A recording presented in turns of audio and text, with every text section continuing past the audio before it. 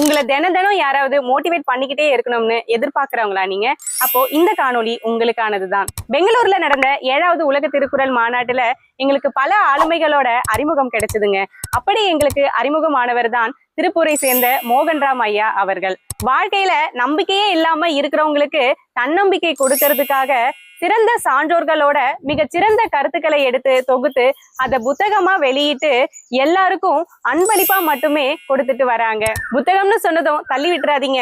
இந்த சிந்தனை கடல் என்ற புத்தகத்துல இருக்க தன்னம்பிக்கை வரிகளை படிக்கிறேன், கேளுங்க.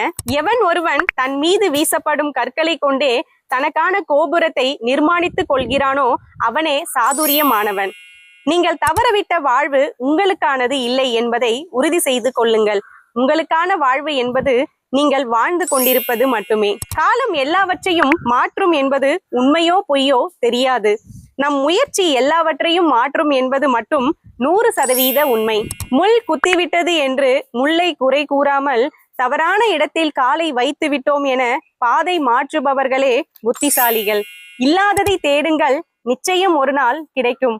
இழந்ததை மட்டும் தேடாதீர்கள், அது வேறு ஒருவன் கையில் கிடைத்திருக்கும். இன்பத்தை தேடி செல்லாத வரை உங்களுக்கு எந்த துன்பமும் இல்லை. இந்த சிந்தனை கடல் என்ற புத்தகம் கதை புத்தகமோ கவிதை புத்தகமோ கிடையாதுங்க.